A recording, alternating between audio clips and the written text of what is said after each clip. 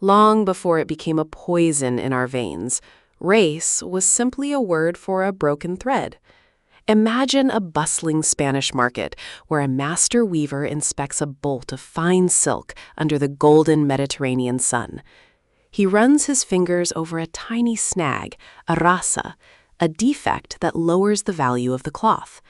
In this world of commerce, sin rasa meant perfection, a garment without blemish. It was a cold, mercantile assessment, devoid of the hatred that would soon follow. Yet this simple textile metaphor was about to be hijacked, twisted from the loom into the very laws of the land.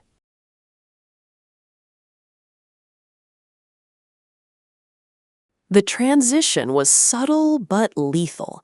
The Spanish state took the weaver's terminology and applied it to the human soul. They engineered that limpieza de sangre, the purity of blood statutes. Suddenly, identity was no longer a spiritual choice, but a hereditary cage. Look at the scribes, their quills scratching against parchment, codifying a new reality where the taint of Jewish or Moorish ancestry was viewed as a permanent snag in the national fabric. It didn't matter how brightly you lived your life.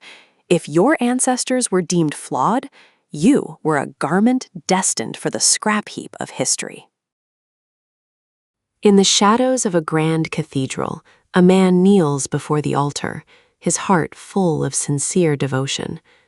Under the old laws, the water of baptism washed away all previous sins, creating a new creature in Christ. But now, the rules had changed. The rasa was seen as an indelible stain, something that water could never touch. Even the most pious convert was viewed with suspicion, as if their very blood carried a secret rebellion.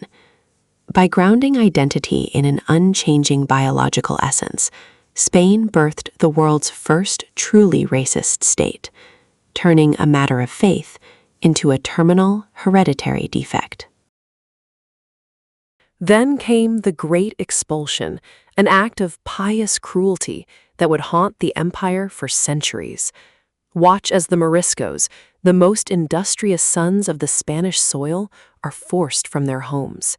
These were the master irrigators, the craftsmen who knew the secrets of the earth and the forge. They carry their few belongings with heavy hearts, their expressive faces etched with a profound sorrow. They were cast out not for what they did, but for what they supposedly were. As they depart, they take with them the very vitality and skill that kept the Spanish economy breathing. The result was a self-inflicted lobotomy of the kingdom. In the south, where lush gardens once flourished under Morisco care, the land began to wither. What was once Arabia Felix, the fertile Arabia of Europe, slowly transformed into a desolate wasteland. The sophisticated irrigation systems left without their masters fell into ruinous decay. The vibrant agricultural heart of Spain was effectively abandoned, leaving a silence where there should have been the sound of harvest. It was economic suicide masked as spiritual purification, a tragic exchange of prosperity for a hallucination of purity that could never truly exist in the real world. The threat that fueled this purge was nothing more than a fever dream of the intolerant. While the state shouted about fifth columns and secret alliances with the Turks, the reality was far more pathetic. The Moriscal community was not a rising tide of invaders, but a group in terminal decline, struggling to survive under the suffocating weight of perpetual surveillance. They were a people whose only crime was their existence in a world that had redefined them as a flaw.